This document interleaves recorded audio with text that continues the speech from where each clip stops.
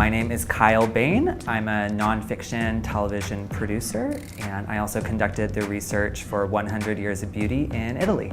Hair and makeup and beauty trends were really heavily influenced by Italian designers, both their personal aesthetics and the looks that they sent down the runway and in their campaigns. In the 1910s, the biggest beauty trends were very Grecian, and it was largely a result of an Italian designer, Mariano Fortuny, who created the must-have dress for everyone, and those sort of Grecian curls and circlets and those hair and beauty trends really followed suit.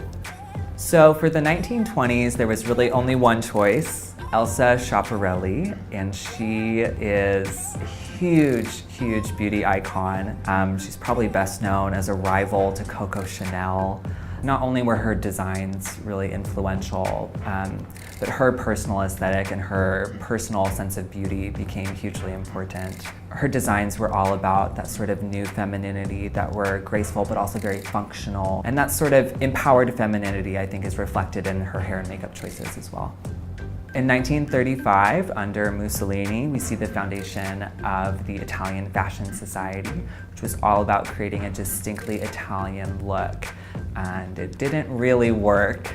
Hollywood glamour from the States was still hugely popular, and we see that reflected in a big way. That's why we chose the thin brow, the long lashes, the red lip, the long hair. In the 1940s, you might notice that our model is not wearing any makeup. She's very unadorned. She has a very simple, practical fishtail braid. And that is a result of World War II.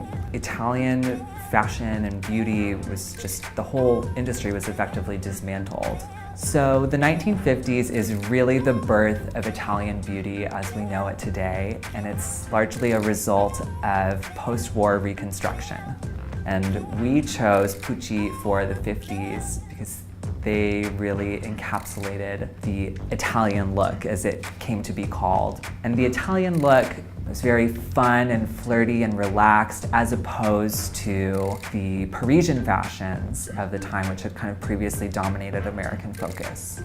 For the 60s, we chose to model our looks after Valentino, because he really embodied the sensibility of the era and was hugely popular at the time. So Valentino is all about a kind of refined elegance and glamour.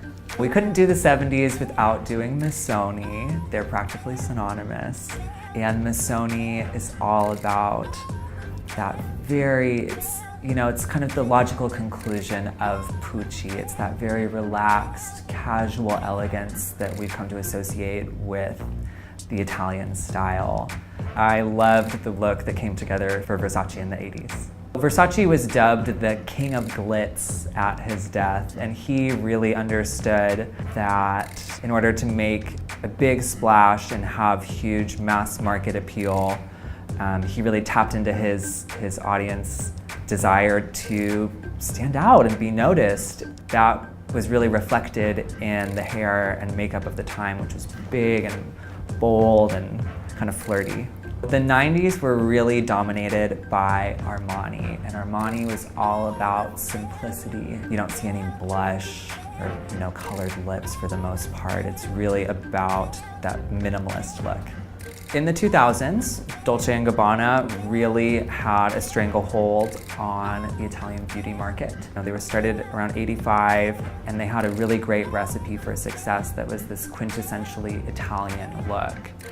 The last look, the Moschino look, is very Barbie-esque. It's very vibrant and fun and playful, and that's really what Moschino has always been about. Franco Moschino studied under Gianni Versace, so he really understood the rules of the game. For this look, we pulled from one of the most recent Moschino collections, which has a very Barbie vibe. And recently, you've been seeing Moschino styles pop up on all of your favorite icons, like Rihanna and Miley and Katie and the whole gang. Everyone's wearing Moschino today. Sometimes I think that people forget that beauty is a business, and it's a big business. In the 50s during Reconstruction, it really brought the Italian economy back to life and has put them on the map and kept them there.